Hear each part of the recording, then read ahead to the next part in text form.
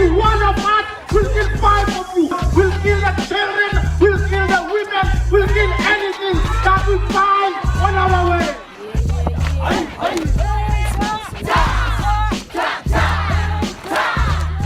I'm G.A. Sola. Hello.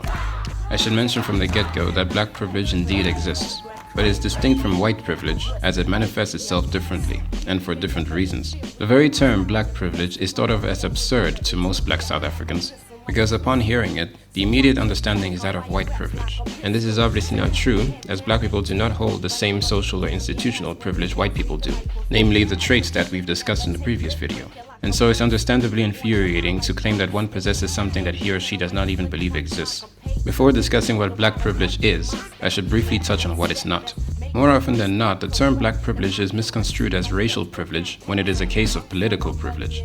This must be well understood, because many people, particularly angry white people, tend to misuse the term when describing the corruption of the current ruling party, which is predominantly black, but in so doing do not realize that they're conflating two very different issues. The political privilege to which they refer is usually manifested in the form of immunity from the justice system solely on the grounds of being involved or somehow connected to the political elite in South Africa.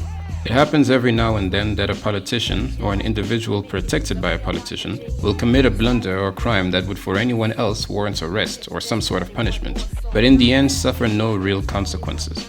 This is made possible because of how centralized the South African government is, and always has been, even during the rule of the National Party.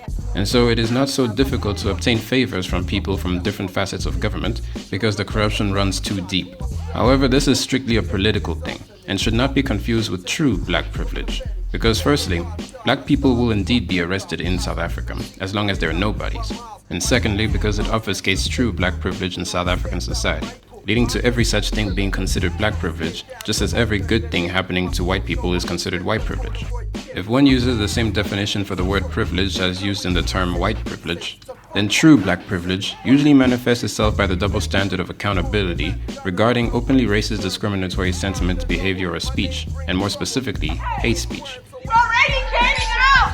Get the fuck out of Africa, you invader! Get the fuck out! Get Corona and die! Time is up! Just as some white people will not admit the privilege that they hold, many black people refuse to accept the reality of the privilege that they hold as well. The fact is that in South Africa, black people will much more often than not face absolutely no consequences over the most hateful social media posts, while white and Indian people are held at a different and usually very harsh standard of judgment and consequence for anything that even resembles racism on their part. Now, wrongdoing is a wrongdoing, but the issue is that if some people will receive backlash for a misdemeanor, then so should everyone else who does the same for the sake of consistency. But the problem is that racist blacks do not adhere to the same definition of racism when it comes to their own race. This is why a large number of black people truly believe that black people cannot indeed be racist, because their understanding of racism differs from the one they apply to the other races. I think we must be clear, and it's a big mistake if we don't do this. Black people cannot be racist. We have no capacity to be racist. We are victims of racism. Let's correct that. And we cannot correct that with listening to white racists. It's a shocking thing that on a national television we actually give airtime to racists. These people should be locked up, in fact. This idea derives from the fact that for most of South Africa's history, white people have been on top of every hierarchy, and the fact that it was not Africans who subjugated, conquered, and colonized Europeans, but the other way around. And so today, considering that the effects of past oppression from whites is still evident and recovery is still slow, misguided angry people consider it only fair to do unto whites as they have done unto others in the past. More especially also because there are indeed still very racist white people in South African society today. And so black racists and SJWs of all races consider racism against whites as justified, because they hold to a completely different definition of racism when it comes to the former oppressor. It is thought of as a retributory form of discrimination, while most white racism usually manifests itself in a patronizing, condescending form. And since those who basically started the conflict were all white, racism is not considered racism if it is not manifested in the same manner that white people manifested.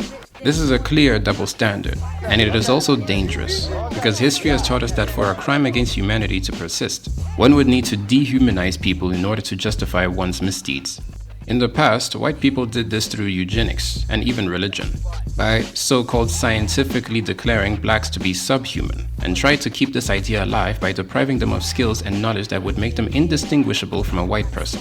Obviously, this idea died out when people realized that the color of one's skin does not determine whether they're human or not.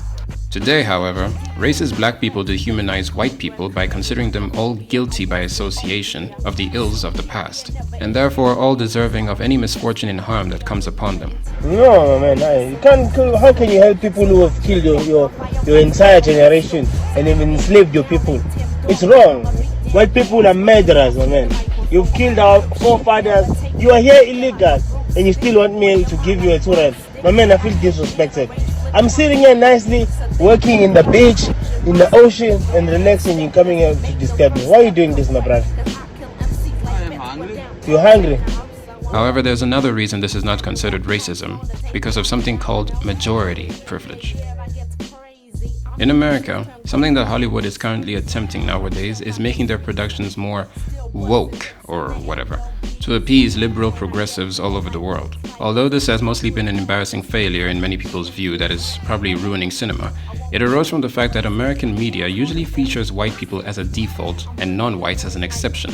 Indeed, in some very rare cases, this is because of racist tendencies. But the reality that people seem to blatantly ignore is that America is a predominantly white country, and therefore what sometimes seems as white privilege is actually majority privilege. In South Africa, majority privilege faces similar issues, but in different ways. One popular example is the issue of farm murders. I intend on discussing farm murders and the land issue in the next part of my series in greater detail, but now I wish to highlight the reception of the issue among black South Africans. Now, there will always be reasonable people who sympathize with human suffering, regardless of their race. But in reality, this is not the case for many black South Africans regarding the murder of white farmers, for a number of very interesting reasons. But one reason that comes up repeatedly in this argument is because of statistics. You see, in 2019, for example, the South African Police Service announced a total of 21,325 counts of murder in the country, 49 of which were white farmers. So as you can see, in comparison the numbers are just too far apart. Black people are murdered on a far greater scale in the city, townships, rural areas, black neighborhoods, and other places. And even during farm attacks against white farmers, black people are still murdered in the process. This is an example of majority privilege, but also ethnocentricity. The reality is that most people will prioritize the well-being and suffering of those with whom they relate the most before anyone else. And in a country where the majority of people are black, they will prioritize the blacks. But also, as in the case we've seen with murders, the numbers stand far more against blacks than against whites. Prioritization is neither good nor bad. It's simply a necessity that arises under different circumstances. But the issue starts when one calls a true issue like farm murders a non-issue entirely. However, it should be understood that the reality is that black people are far more likely to be killed in South Africa than white people. Mostly because of where they live and the desperate situation blacks are under due to the failing economy, resulting in blacks committing more crimes than whites. So it is no surprise that blacks openly show their frustration when whites try to express their own issues, when practically every issue that white South Africans face, black South Africans face on a larger and harsher scale. Recently, what AfriForum is fighting for is the preservation of the apartheid flag. I don't know in what society that AfriForum would think that it's okay for a symbol of our oppression to continue to exist. So now the question is, what are they fighting for? Are they fighting for their rights or their privileges? And there's a huge difference there. This anger is more so on organizations such as AfriForum or Solidarity, because they exist to mainly stand on behalf of whites and protect their rights, but can equally and rightly be seen as protecting the privileges of whites. You're hearing a society that does not take issues such as farm murder seriously. You're telling people that they are simply thieves, that all the problems in the country started when they came there. And that is exactly, I'm so glad that he was so rude to interrupt me, because that shows the intolerance that minorities are experiencing in this country at the moment. Yes, good. I understand the black South Africans' frustration sometimes because white South Africans do tend to complain about issues and racialize them as though they happen to them when they happen to everyone else in the country. Also added that the general intensity of problems differ between blacks and whites. It's like complaining about a leaking roof while another person complains that they have no roof. Once again, ethnocentricity.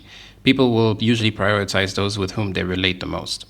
And finally, a deceptive means that privileged black people tend to use to garner sympathy and support for themselves is to remind and appeal to the fact that blacks before them were previously disadvantaged, even though they are now in fact very privileged themselves. He is white, And being white means that he's one of those who supported the apartheid regime. Such celebrities, politicians, and businessmen tend to use words such as we and our to describe the problems of the truly disadvantaged and oppressed. They also tend to misuse the race card, which trivializes true racial problems against both blacks and whites in society, all while knowing full well that they do not even remotely experience the same problems as the poor and desolate. Some of them were not even born during the time of this racial oppression against blacks, but still use the fact as a means to appeal to emotion. In politics, it is a very common tactic to throw bones to the poor to win their vote, knowing that the poor are desperate enough to take any donation and put their hope and trust in the source for a better tomorrow, even when that source is the very entity that keeps them poor in the first place. One difference between the black elite and the white elite is that it's quite easy to identify and hate the white elite because the unfair means by which they've amassed their wealth is common knowledge. But the black elites are more difficult to identify because they hide behind the fact of having been previously disadvantaged or having done time behind bars for the struggle. Be that as it may, they are no longer disadvantaged. They are no longer victims. They have in fact become the oppressors themselves and continuously divert attention away from themselves and project them onto other crooked individuals of a different color to keep the charade going. People are slowly beginning to realize these facts, but evidence can be difficult to obtain when the corruption runs so deeply, especially in a culture where one's family ties and personal relations can be more important than justice. As usual, more can be said on this issue, but in conclusion to the topic of racial privilege, people can hold some sort of privilege based on the color of their skin. Once these facts are acknowledged, progress can be made, and red herrings can be disregarded. In everything, there must be balance for proper discourse to occur. But unfortunately, in today's social climate, the line between facts and hate speech is being repositioned as some people see fit. Thank you for watching. Please look out for the next part in this series. A subscription and a like on the video will be greatly appreciated. I'm G.A. Sola. Goodbye. And that's why, and I know people sometimes get very angry that when we use the term black privilege, and it's only in response to the white privilege debate. If a white person made the same type of comments about black people that this man is making about white people, he would not have any platform or any podium at all. You must die like our forefathers.